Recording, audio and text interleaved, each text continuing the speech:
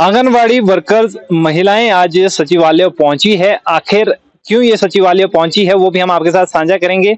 आपको बता दें कि आंगनवाड़ी कार्यकर्ता जो महिलाएं हैं वो काफी समय से अपने नीति की मांग को लेकर लगातार इनके द्वारा जो है सरकार और प्रशासन से मांग की जा रही है, लेकिन अभी तक जो इनकी मांगे है वो पूरी नहीं हो पाई है।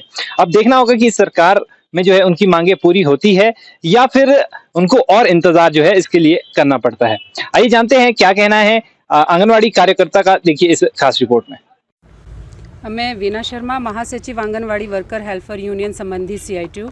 आज हमारा जो प्रतिनिधि मंडल है मंत्री साहब से मिलने पहुंचा है और हमारी डिमांड जो इस प्रकार से है, उसमें सबसे पहली डिमांड हमारी जो प्री प्राइमरी में है वो आंगनवाड़ी वर्कर्स की भर्ती उसके अंदर की जाए और 100% भर्ती उसमें की जाए, क्योंकि ये जो काम है हम पिछले 45 वर्षों से कर रहे हैं और हम सरकार से डिमांड करते हैं कि जो 6 साल तक के बच्चों की शिक्षा का जिम्मा है वो आंगनवाड़ी वर्कर्स को ही दिया जाए।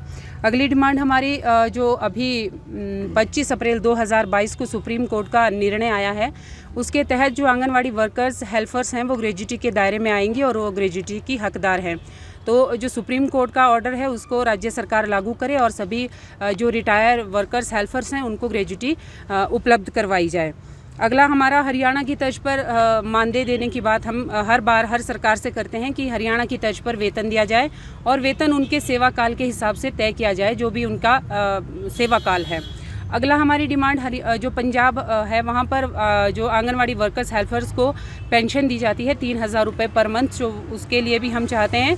साथ ही पंजाब में मेडिकल अवकाश दिया जाता है, क्योंकि महिलाएं हैं, महिलाओं से संबंधित स्वास्थ्य संबंधी कई बार गंभीर बीमारियां हो जाती हैं, जैसे यूट्रस रिमूव है या टांग टूटना, कुछ भी मिस हैपनिंग हो जाती है या किसी का हार्ट का ऑपरेशन हुआ है, तो विभाग द्वारा हमें जो हमारा मानदेय है उसको काटकर छुट्टियां दी जाती है, जो कि सही नहीं है, क्योंकि उस वक्त जो वर्कर्स है हेल्पर्स है उसको ज़रूरत ज़्यादा है पैसे की, लेकिन सरकार उस वक्त हमें छुट्टी भी हमारा मानदेय काट के देती है। तो हमें मेडिकल अवकाश जो है मानदेय सही चाहिए, वो भी हमारी एक डिमांड रही। अगली हमारा है जो आयु आंगनवाड़ी वर्कर हेल्पर की रिटायरमेंट की आयु जो है 65 वर्ष की जाए। साथ ही रिटायरमेंट पर पेंशन, ये तो हमारी डिमांड है ही। साथ ही पोषण ट्रैकर ऐप पर हम लोग अभी काम कर रहे हैं और पोषण ट्रैकर में जो हमें काम करने के लिए फ़ोन दिए गए थे वो अभी बिल्कुल डेड हो चुके हैं, कोई भी फ़ोन वर्किंग कंडीशन में नहीं है। कोई भी ऐप हमें उसमें डाउनलोड करनी पड़ती है तो वो नहीं हो पा रही है। साथ ही रिचार्ज का जो पैसा जिस पे हम काम कर रहे हैं वो पिछले 1 साल से पेंडिंग है, किसी तरह का पैसा हमें अभी नहीं दिया गया है।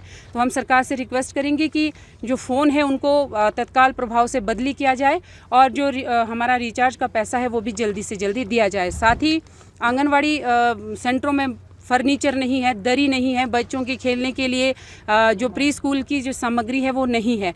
साथ ही मिनी आंगनवाड़ी सेंटर जो हमारे हैं उनको पूर्ण आंगनवाड़ी केंद्रों का दर्जा दिया जाए, क्योंकि एक सेंट्रल गवर्नमेंट ने भी एक ऑर्डर निकाला है जिसमें सभी मिनी आंगनवाड़ी केंद्रों को पूर्ण आंगनवाड़ी का दर्जा देने की बात भी कही गई है। ये कुछ हमारी आज डिमांडें हैं जिनको लेकर हम मंत्री महोदय से आज मिले हैं।